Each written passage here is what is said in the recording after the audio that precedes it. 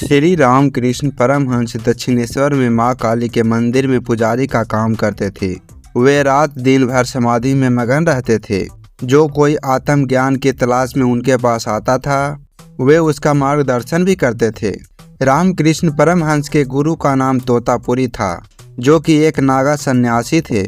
तोतापुरी से उन्हें अवैध वेदांत का ज्ञान प्राप्त हुआ था। रामकृष्ण परमहंस सभी धर्मों को समान मानते थे। वह सभी धर्मों का सम्मान करते थे। रामकृष्ण परमहंस ने सिद्ध किया है कि ज्ञानेंद्रियों को अपने बस में किया जा सकता है।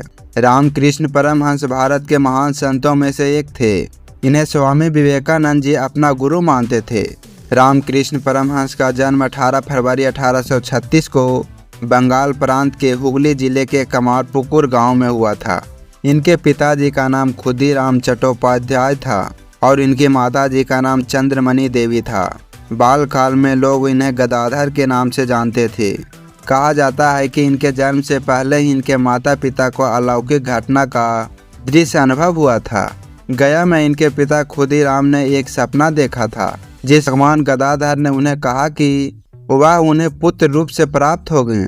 उनकी माता चंद्रमणि को भी एक ऐसा ही अनुभव हुआ। जब वह भगवान शिव के मंदिर में गई तब उन्होंने अपने गर्भ में एक रोशनी प्रवेश करते हुए देखी। जब रामकृष्ण परमहंस 7 वर्ष के हुए तब इनके पिताजी का देहांत हो गया था। ऐसी स्थिति में परिवार का पालन पोषण करना कठिन हो गया था। आर्थिक कठिनाइयों के बाद भी रामकृष्ण परमहंस का साहस कम नहीं हुआ। रामकृष्ण परमहंस के शिष्य उन्हें ठाकुर के नाम से पुकारते थे। रामकृष्ण परमहंस माता काली के परम भक्त थे। कहा जाता है कि बाल काल में इनका विवाह शारदा देवी के साथ हुआ था। इनके बड़े भाई राम कुमार चट्टोपाध्याय कोलकाता में एक पाठशाला के संचालक थे। रामकृष्ण परमहंस भारत के एक महान संत, आध्यात्मिक गुरु एवं विचारक थे। इन्होंने सभी धर्मों की एकता पर जोर दिया था। इन्हें सांसारिक जीवन से कोई लगाव नहीं था और इन्होंने 17 वर्ष की अवस्था में घर त्याग दिया था। इसके बाद रामकृष्ण परमहंस माता काली की भक्ति में लीन हो गए। इन्होंने सोचा ऐसा करने से ईश्वर के दर्शन हो सकते हैं। ईश्वर की प्राप्ति के लिए इन्होंने कठोर तपस्या और साधना का जीवन व्यतीत किया। रामकृष्ण छोटी कहानियों के माध्यम से लोगों को शिक्षा देते थे। कलकत्ता के बुद्धिजीवियों पर उनके विचारों ने जबरदस्त प्रभाव छोड़ा था। रामकृष्ण के अनुसार मनुष्य जीवन का सबसे बड़ा लक्ष्य है ईश्वर प्राप्ति। रामकृष्ण कहते थे कि कामनी कांचन ईश्वर प्राप्ति के सबसे बड़े बाधक है। रामकृष्ण संसार को माया के रूप में देखते थे। उनके अनुसार अविद्या, माया सृजन को काली शक्तियों को दर्शाती है। यह मानव को चेतना के निचले स्तर पर रखती है। स्वामी विवेकानंद ने अपने गुरु रामकृष्ण के दर्शन करने के लिए 1897 में रामकृष्ण मिशन स्थापना की और समाज की सेवा में समर्पित किया।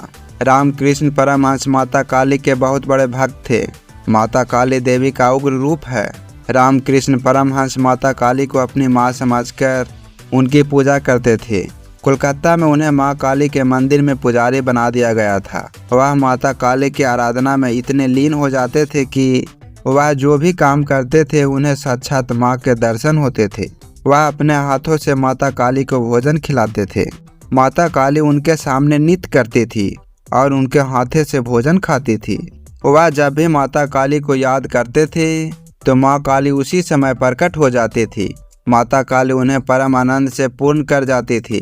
एक दिन रामकृष्ण परमहंस हुगली नदी के किनारे बैठे थे। तभी एक महान योगी तोतापुरी वहां से गुजर रहे थे। तब उन्होंने देखा कि रामकृष्ण का मन पूर्ण भावना से भरा हुआ है। रामकृष्ण जी उन्हें अपना गुरु, परंतु तोतापुरी जी उन्हें अपना सखा मानते थे। रामकृष्ण परमहंस ने अद्वैत वेदांत की शिक्षा और अद्वैत तत्वों की सिद्धि इन्हीं की संगत में प्राप्त की थी। एक दिन दोनों बैठे हुए कुछ बातचीत हो रही थी कि किसी व्यक्ति ने आकर तोतापुरी की धूनी से आग उठाकर चिल्ली में भर ली। तोतापुरी जी बड़े क्रोधित हो गए और उसे बहुत कुछ कहने लगे। तोतापुरी ने उस व्यक्ति से कहा कि तुमने मेरी अग्नि अपवित्र कर डाली है। यह सुनकर रामकृष्ण परमहंस ने कहा, महाराज, क्या इसी प्रकार आप सब वस्तुओं को भ्रम मानते हैं? ज्ञानियों को तो ऊंच नीच समान है। तोतापुरी जी शांत होकर बोले, भाई तुम ठीक कहते हो। आज से मुझे क्रोध करते हुए नहीं देखोगे। इसके बाद उनको कभी क्रोध करते हुए नहीं देखा गया।